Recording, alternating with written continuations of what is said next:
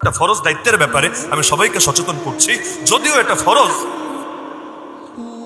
অনেকে হয়তো জানি না, তবে এটা এমন একটা ফরজ কোন মাযহাবের কেউ, এমনকি যারা মাযহাব মানে না তারা অস্বীকার করতে পারবে না। ইসলামের ফতোয়া হলো মুসলমানদের কোন ভূমি, এক বিঘত ভূমিও যদি কাফেররা দখল করে নেয়, যতদিন পর্যন্ত সেটাকে পুনরুদ্ধার না করা হবে ততদিন পর্যন্ত ধাপে ধাপে সমস্ত মুসলমানের উপর জিহাদ ফরজ থাকবে। মানে কি, যে প্রথমে তার পার্শ্ববর্তী মুসলমান, তারা না পারলে তাদের পার্শ্ববর্তী মুসলমান, তারা না পারলে তাদের পার্শ্ববর্তী মুসলমান, আল আকরাব আল আকরাব, এভাবে গোটা দুনিয়ার সকলের উপর জিহাদ ফরজ হবে। এবার আমাকে বলেন, আরাকান মুসলমানদের ভূমি ছিল, সকলের জানা আছে। এক সময় স্বাধীন রাজ্য ছিল, মিয়ানমারের অংশ না, স্বাধীন রাজ্য ছিল ব্রিটিশ আসার আগে। ব্রিটিশ এমনকি এখানে মুসলিম শাসক ছিল, একদম ইনসাফের সাথে শাসন করেছে এমন রেকর্ডও আছে। পরবর্তীতে ব্রিটিশরা দখল করার পর যাওয়ার সময় স্বাধীনতা দিয়ে যায় নাই, মিয়ানমারের অংশ বানিয়ে দিয়ে গিয়েছে।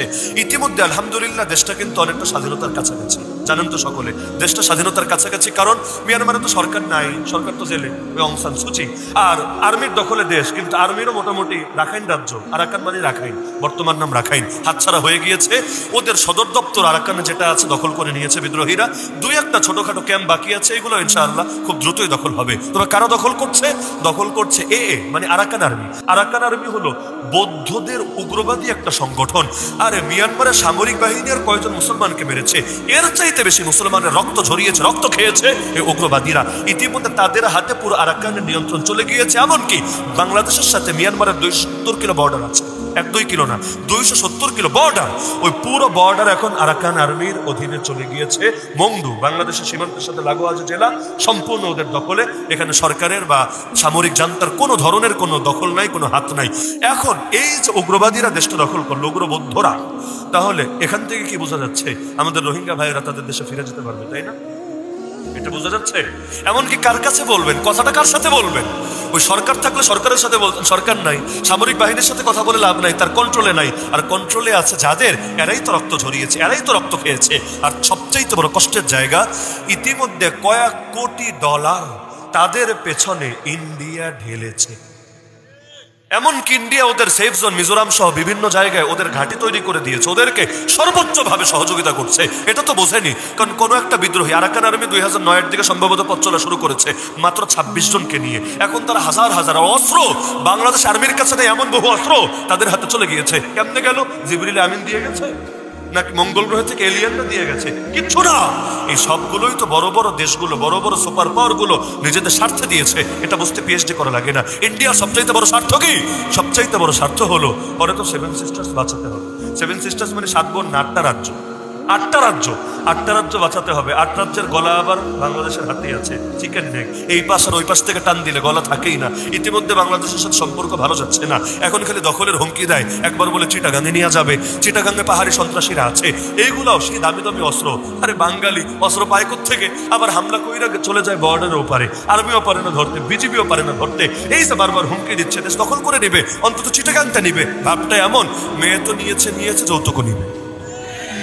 আরে কি অদ্ভুত এক ব্যাপার স্যাপার। পারিবারিক ভাবে আলাপ আলোচনা করে যদি একটা সম্পর্ক হয়, আবদ্ধ হয়, সেখানে অন্তত যৌতুকের একটা পয়েন্ট থাকলেও থাকতে পারে। যেখানে পলায়নের প্রশ্ন, পালিয়ে গিয়েছে, ওইখানে কি যৌতুক কোনো বুদ্ধির দাবি হতে পারে? কিন্তু ভাবটা এমন যেন যৌতুক হিসাবে জোর করে নিবে। হ্যাঁ, আমরা তো এমনিও বহুত টেনশনে আছি। ঘরের মেয়ে পরের কাছে গিয়ে কেমন আছে না আছে, খেয়ে আছে নাকি না খেয়ে আছে, শরীর স্বাস্থ্য ভালো আছে নাকি শুকিয়ে গেছে। আসলে আমাদের কিন্তু চিন্তা হয়, আমাদের কষ্ট লাগে, কারণ ঘরের মেয়ে ঘরে ফিরে আসুক, এটা আমাদের কামনা। চট করে কেন ঢুকতে হবে? একেবারে আসমান দিয়ে উড়ে উড়ে আসুক, এটা আমাদের কামনা।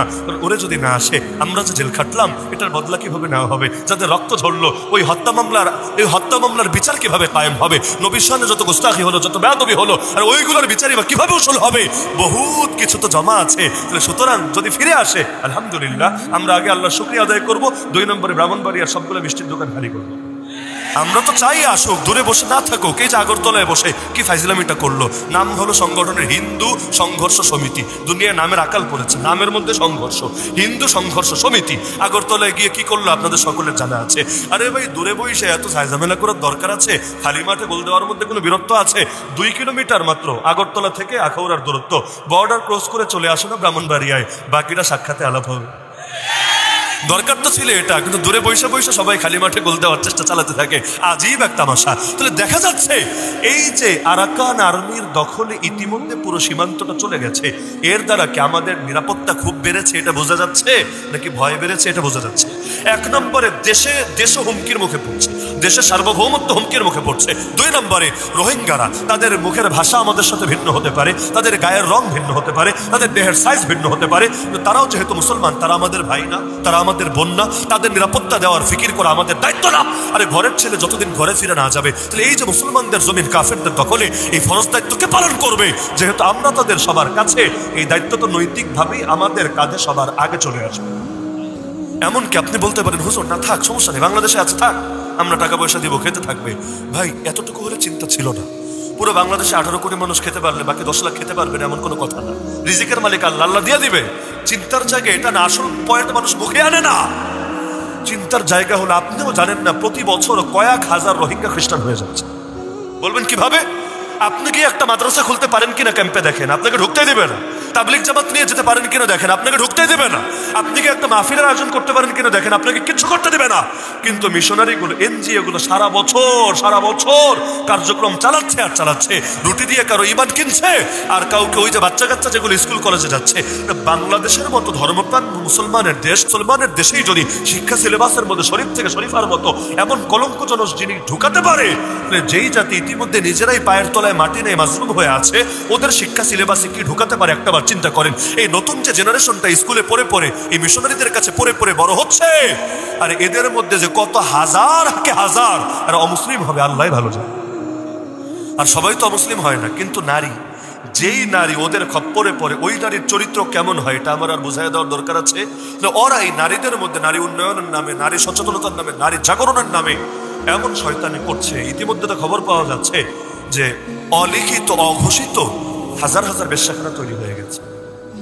অলিখিত অঘোষিত মানে কি? মানে এটা আলাদা ঘোষণা দিয়ে কোনো জায়গা বরাদ্দ করা হয় নাই, কিন্তু ওই নিকৃষ্ট জিনিস ঠিকই তাদের মধ্যে ঢুকে গেছে। তো এভাবে কয়দিন? এখনো তো দেশে এসেছে খুব বেশি দিন হয় নাই, গণহারে এসেছে খুব বেশি দিন হয় নাই। এখনই যদি এইভাবে নৈতিক অবক্ষয় হতে থাকে, 10 বছর পর কি হবে, 20 বছর পর কি হবে, 30 বছর পর কি হবে? আশঙ্কা আছে আগামী জেনারেশন খ্রিস্টানদের জেনারেশনে পরিণত হবে, কমাস কম সেকুলার এবং নাস্তিকের জেনারেশনে পরিণত হবে। কি করবেন? আপনার লাভটা কি হলো? একদিকে তো তার নিরাপত্তা দিতে পারলেন না, আরেকদিকে তার ইমানটাও হেফাজত করাতে পারলেন না। নবী বলেছে, তোমাদের কেউ ততদিন ইমানদার হবেই না যতদিন না নিজের ভাইয়ের জন্য তা পছন্দ করে যা নিজের জন্য পছন্দ করে। আমি আমার জন্য জান্নাত পছন্দ করি, আপনারা করেন না?